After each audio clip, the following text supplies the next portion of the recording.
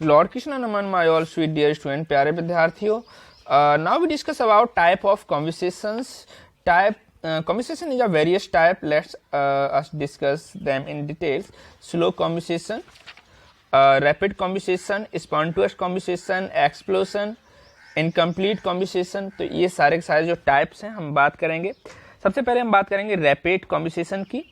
तो the process in which a substance combine chemically with oxygen.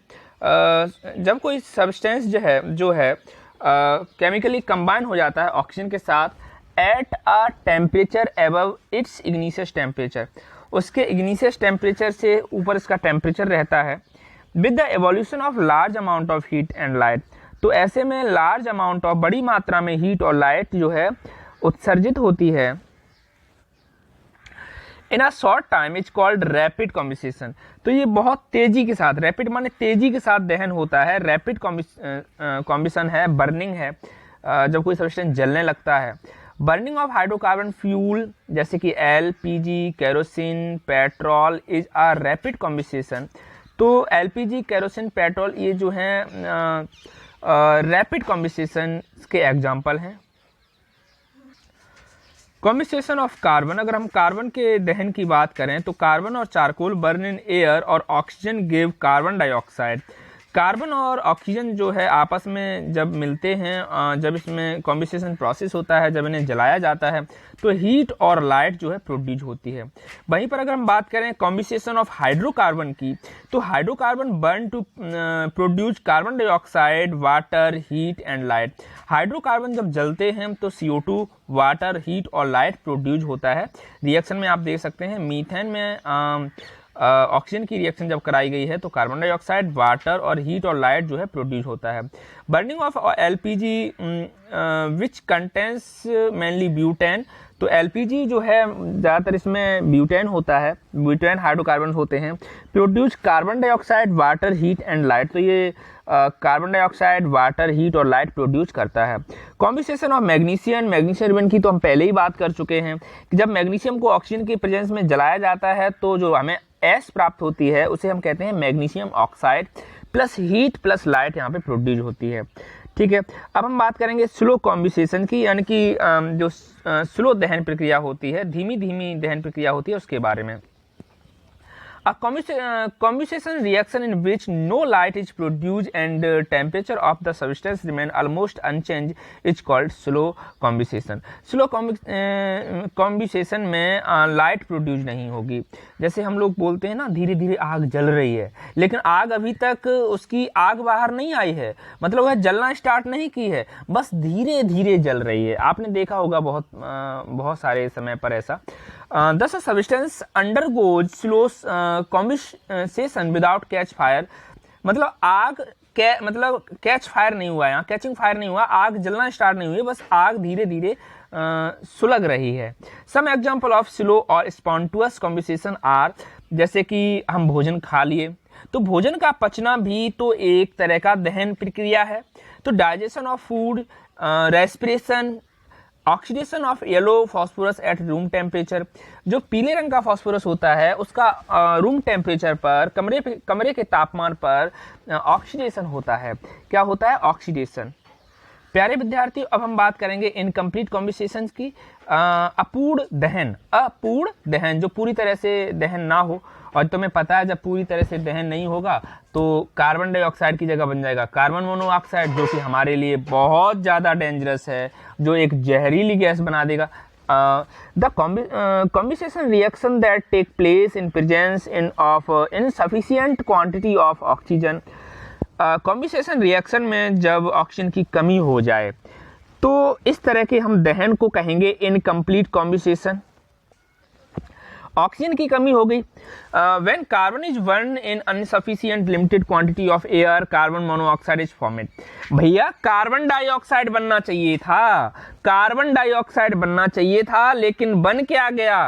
Carbon monoxide. जब आप किसी बड़े शहर की सड़कों पर होते हैं और बहुत ज़्यादा ट्रैफिक होता है तो उस घुटन को आप महसूस करो. जब बहुत सारी गाड़ियां खड़ी होती हैं वहाँ जाम लग जाता है. क्यों? बहुत सारी बाइक्स, बहुत सारी गाड़ियां ऐसी होती हैं जो इनकम्प्लीट कॉम्बिनेशंस के द्वारा वहाँ पर धुआं छोड़ती हैं.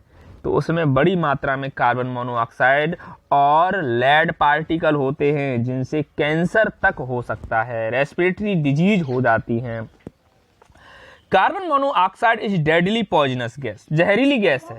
Therefore incomplete combination is a waste of energy and hazardous, यानी कि ये एनर्जी का यहाँ पे वेस्ट हो रहा है। पूरी तरह से तो जो आपके सब्सटेंस हैं जल नहीं पा रहे हैं और ये बहुत ज़्यादा हानिकारक है। कंप्लीट कॉम्बिनेशन, पूरी तरह से दहन, कोई फ्लेम नहीं, कोई धुआं नहीं। आप जब कंप्लीट कॉम्बिनेशन की बात करते तो आपके घर की रसोई गैस याद आ जाती है, उसमें धुआं ही नहीं निकलता है ना, कितनी अच्छी बात है। The combination in which the substance get completely burn to form the highest oxide, जब बहुत ज्यादा मात्रा में ऑक्साइड होगा, ऑक्सीजन होगा of the substance is completely combination, तो आपका जो सब्सटेंस है वो पूरी तरह से जल जाएगा। मेरे प्यारे विद्यार्थियों, आपके पास ऑक्सीजन जो ऑक्साइड के फॉर्म में है वो हाईएस्ट है। अब जब ऑक्सीजन ज्यादा होगी तो आपका जो सब्सटेंस है वो पूरी तरह से जल जाएगा। Combinations in the process of excess और सफिशिएंट ऑक्सीजन और air is complete combination. For example burning of carbon to carbon dioxide is complete combination. यदि हम कार्बन को जलाएं और CO2 बन जाए, CO ना बने, कार्बन मोनोऑक्साइड ना बने, आप कोशिश यही करो कि कार्बन मोनोऑक्साइड ना बने, क्योंकि वो हैजार्डियस है, डेंजरस है, आपके रेस्पिरेटरी ट्रैक में बहुत सारी डिजीज दे सकती है। हर हालत में CO2 बने, कार्बन डाइऑक्साइड बने। अब हम बात करेंगे ज्वाला की। ज्वाला किसकी बात करेंगे मेरे प्यारे विद्यार्थियों? ज्वाला, flame. When you light a match stick it burn with a yellow flame, जब आप माचिस की तिल्ली में आग लगाते हैं तो पीले रंग की ज्वाला के साथ जलता है। The flame produced by burning LPG is blue, liquid petroleum gas को जब आप जलाते हो तो नीले रंग की ज्वाला के साथ जलता है। The flame produced by kerosene when burn in a lamp is yellow और स्मोकी, जब आप लैंप में मिट्टी के तेल की लैंप को जलाते हो तो ये पीला रंग और धुएं के साथ जलता है।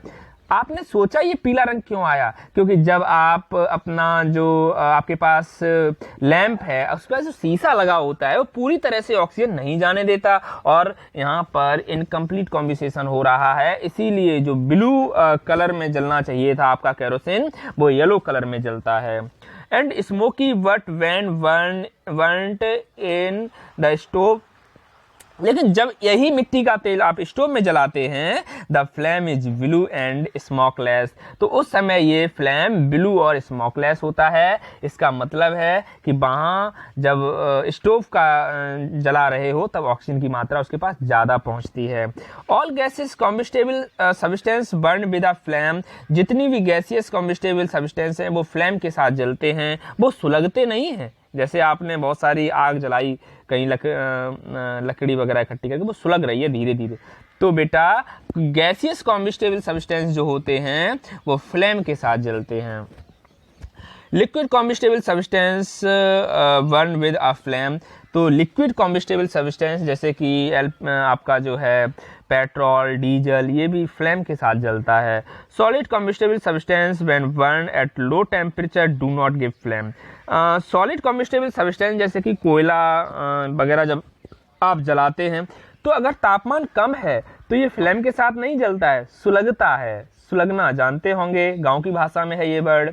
एट हायर टेम्परेचर, यदि वही तापमान हाई कर दिया जाए, उसी लकड़ी का तापमान हाई कर दिया जाए, however when solid combustible material vaporise, तो यहाँ पर जो सॉलिड कॉम्बिस्टिबल मटेरियल है ये वेपराइज कर देता है वहाँ के वाटर को और ये फ्लेम के साथ जलना स्टार्ट हो जाता है। They also burn with a flame, है ना। सूखी लकड़ी में आपने आग लगाई होगी, गीली है तो सुलगेंगी, जलेंगी नहीं, है ना।